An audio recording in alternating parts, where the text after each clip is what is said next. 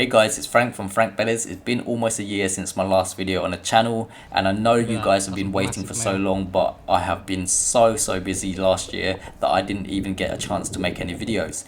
Now this year I'm planning to be more active on YouTube and hopefully give you guys really interesting content, so please give this video a watch, and if you enjoy it, please support by liking and commenting. Now before going into the video, let me introduce you to what an original wild betta is and what I do in my area. Wild bettas are found naturally in Thailand, and most of them are from the Splendens complex. The Splendens complex was used in the past by selective breeding to make most of the genetics that you see in fancy bettas and domesticated bettas that you see in your pet store. So there are actually a dozen species from the Splendens complex. 1. Betta imbelis, which are found in the south of Thailand. 2. Betta Splendens, which are found in the eastern region of Thailand. 3. Betta mahashais, which are found in the southeast of Bangkok in the Samut Sakhon area. 4. Betta Splendens, which are widely found across central Thailand, which is a species that we'll be exploring the habitat of today. 5. Betta siamarensis, which are found east of Bangkok. On top of this, there are also a few subspecies that we'll have to talk about in another video. That's a whole different subject to actually get into. In one of my most popular videos on the channel, which has now got over 1 million views, I explained to you guys that I catch, breed and release the fry to help with wild population. However, in this instance, since we are so far away from this habitat and my hometown is all the way to the east of Bangkok where Betta splendens exists, I cannot actually re-release the fry of this species. So in this video, it was just a little bit of fun to go out, explore, look at the habitat and see what fish species and what the habitat actually consists of.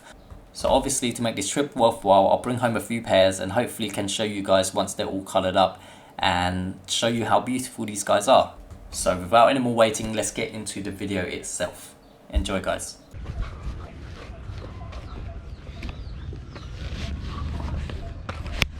Có đai dữ lắm. Go!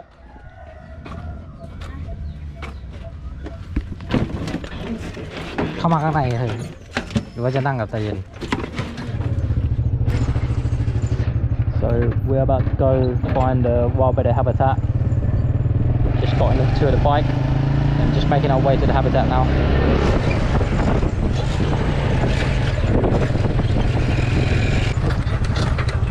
Con này bò tà. Nó cho con ra nào lục.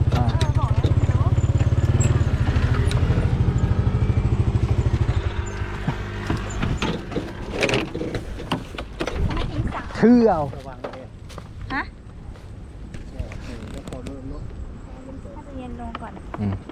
So this is how overly grown it's gotten. I haven't been in about two years.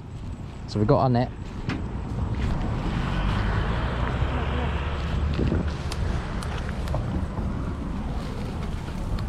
This is Fang's granddad. He's clearing the way right now.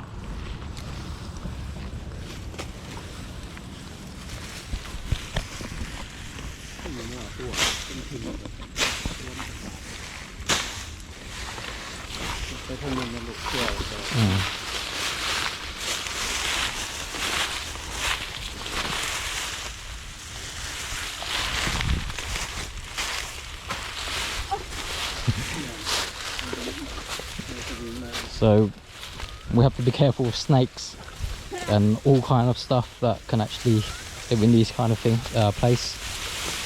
It's just so heavily overgrown now because no one's really been down here, so this habitat has been thriving for quite a while. As you can see here, look, there's so many plants. Oh, there's actually someone that has been down here. If you can see over there, there's a basket of some sort, and that's what they usually use to actually catch these wild bettas. As you can see, there's a lot of fern trees or fern bush, and the wild bettas are going to be over there, so we're going to try and scoop that up. I'm not actually going to take a lot of fish today because I don't really need to take them anymore, so we'll just show you guys of the entire habitat and how they're doing and what the fish actually looks like. So this is where they'll be living in. My Fang's granddad is gonna look. So this is what you do. You just basically get a net and then scoop it towards you, and his boots just come off. Hopefully there's a few fish for him to see. ฟ้าถ่ายรูปในกล้องด้วยนะ ถ่ายสวยๆ so you just want to use your feet to actually chase them out. It's probably too shallow. Oh, there's one. Yeah, there's actually one here. So this is a female, I think. Yep, it's a female with an X-spot. So this is quite a nice female, so we're probably going to keep this one, and we'll put it in a bottle for now. The reason we're putting it in the bottle like this is because we don't want to give them too much space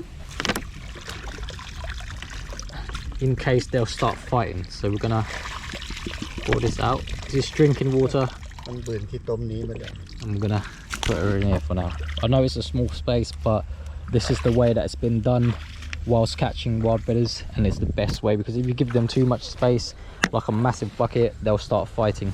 So we're just gonna follow him around, and I'll explain to you guys how it's been done for years and years. So we have a net. We want to put it down in front of us and then pull it towards us whilst using our foot to actually chase the wild bettas out of the hiding. So now we've got a female. I'll probably take about 2 pairs and the rest will chase around. Now if you look, it may look like he's stepping on wild bettas, but this is not actually true, because once you step down in it, the fish will actually chase away, and he's got quite a lot. But there's, so here's one. This is another female, so we'll be careful not to damage her fins. So I'll just show you guys. So this is a female here, so we'll put it in bottle like that, and yeah, that's it. You also get things like crabs that live amongst them, and all small critters. There's a lot of crabs here. As you can see, the water is really clear.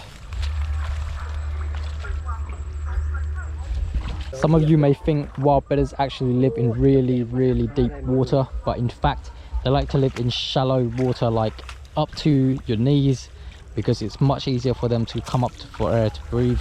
They also like a lot of plants. As you can see here, we have some floating plants. I'll put the name of the plant species on the screen when I go and edit this video. Look, there's a lot of wild bettas actually in here. You can see this is a croaking gourami. I'll try get it for you guys, and and I actually got one with my hands. So this is a croaking gourami. It's a very nice species. I mean, if you really want, you could keep these as pets as well, just like the wild bettas, but because they're just as colourful. These are croaking gourami. This is a nice male with some green, but we'll let this one go. Maybe I can get another one here. Yes. Oh. I don't know. We'll let this one go. Oh.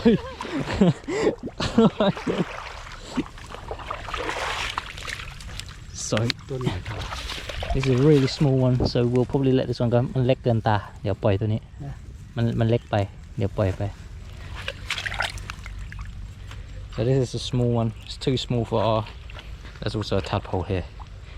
This is actually a young female, but we'll let her go. This is another pond, just from the last one over there. We moved along here. Hopefully there's a lot of wild bettas in it, and I'll try and get you guys some underwater footage and see how it looks underneath. Dip this down.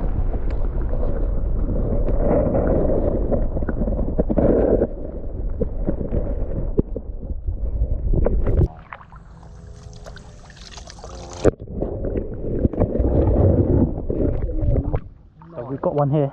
Oh, this is a nice one. Here we go. Here's a male. Finally, we got a male.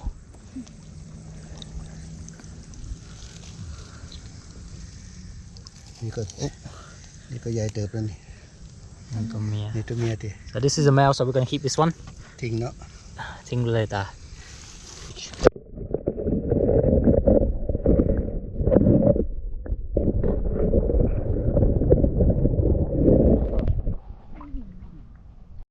Right, let's get some more underwater footage in the deeper water. Hopefully you'll see wild bettas. If you can't, I'm sorry.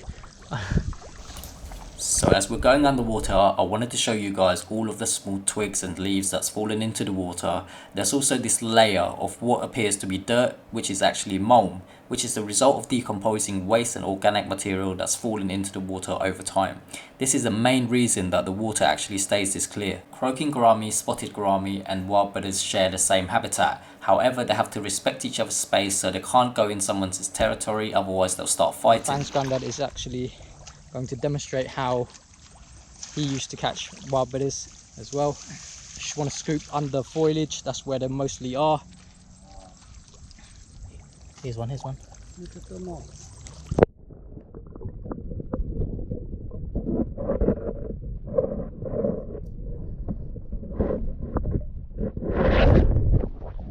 So that was a croaking gourami that I just showed you guys. This habitat is really secluded as well. There's my wife in literally chest deep plant life, and there could be actually snakes all around here, but obviously snakes are more scared of us than we are scared of them, so we're just going to be careful and just walk around. Hopefully we can find some more. It's gotten so much bigger now.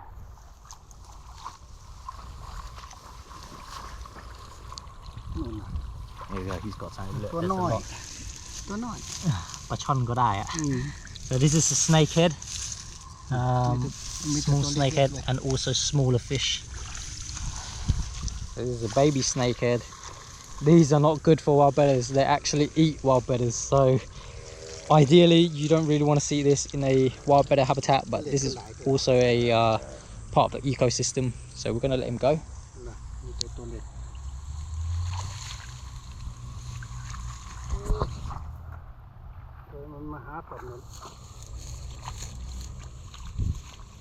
He's saying that it's very hard to actually find wild bettas at the moment because it's just so secluded, and plant life is, you know. So really small ones. These.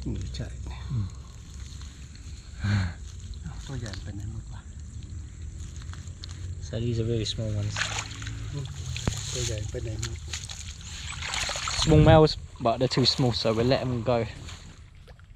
So we're back at that pool, and in my opinion, the reason there's not a lot of wild bettas here is just because it's so thick in vegetation that they have a lot of places to hide. But that's a good thing, which means it's a very healthy environment for them to actually live in, and you know, they're safe from predators, they're safe from, you know, pollution, because there's actually a lot of plant life and everything here.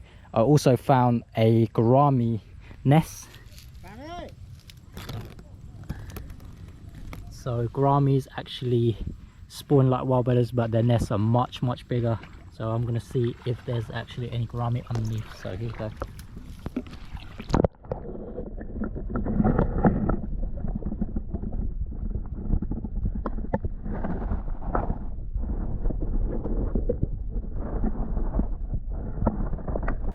So the original audio wasn't very good, so I'll do a voiceover explaining to you guys what actually happened. So as we were walking out from this pond here, I stumbled across these small, very small plastic bags that have been ripped open. Now this is a sign that someone has basically brought fish in from somewhere else, has re-released it into this pond, and which is worrying, because if you release a fish from another bloodline into an existing habitat, those fish will more than likely breed with the habitat, with the original fish in this habitat, and create a totally new different bloodline.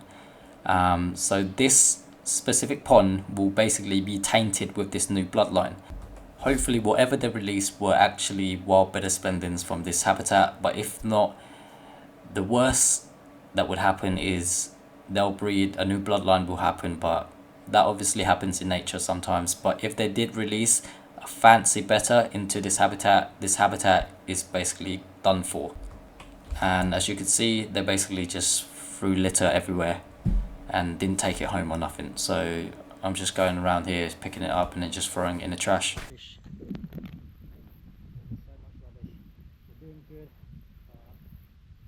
can't just throw rubbish like this anywhere.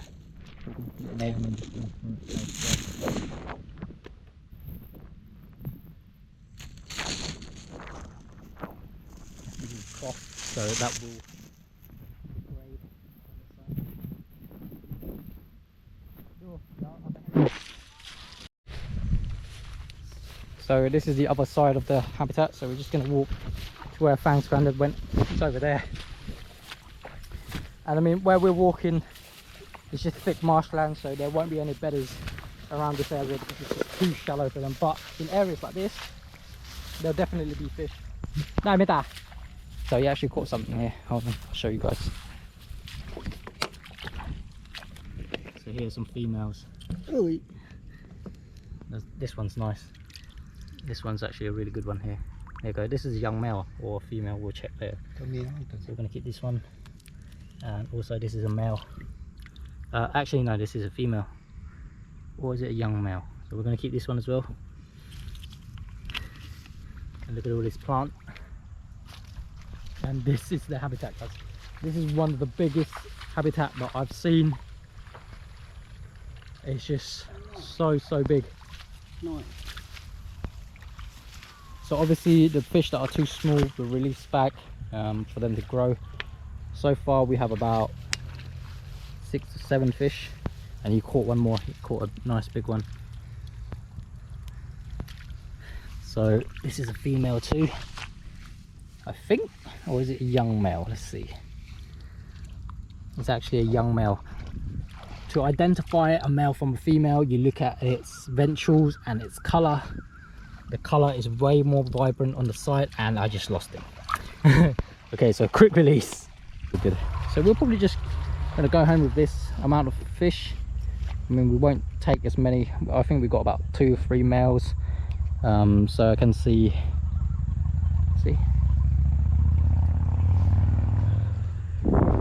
So these fish will actually be used for breeders. Once we bred them, we will use their babies and come release here. The reason I do that is just to help with numbers and just to keep the line pure, because you know, if someone else breeds and then release the fish that are not from this line, it is very risky for this habitat to actually be destroyed. And I'm very worried about the plastic bags over there, because it could be someone else who's come here and released domestics into this place, but I don't know that for sure. Hopefully they do what I do. Not too many fish. I think he's got something else as well. Oh, this is a nice one there. I swear, isn't it? There's a big one. I'm gonna put it in here. There it goes. So her granddad actually got a freshwater eel and a very nice male here, so we're going to pick him up and then put him in. That's a small one in there, but we'll let that one go. This is a very nice male. Wow, this is probably the nicest male that we got. Look at that, that's a massive male. Alright, so that's enough for today, guys. I don't really have much else to show. I mean, I showed you guys the habitat, what it looks like underneath the water, how wild bettas are caught, and what they look like. Especially, I really wanted to show you guys wild bettas splendens and how they look. So we just got back to her house, and these are the fish that we caught. I think we caught about 10 overall, about 3 or 4 males and some females. Some nice big males here and some nice females, and also got some very small ones, but we'll condition those to actually get bigger. So I'll show you guys once these actually colour up and see how they look. So this was a video that I took of this male a few weeks after acclimating, and for him to actually settle into his new environment. The water needed to be really tannic, so I added lots of tannin leaves, lots of plant to actually get this male fully settled before he can actually show this sort of colour. At first they'll look brown and really pale, but after you give them time they'll slowly come around and show these wonderful colour that they're showing now. And that's all I have for today's video, guys. Thank you for taking your time to actually watch this video. If you would like to follow me on Facebook, Instagram and YouTube, please find the link in the description, and I'll see you next video.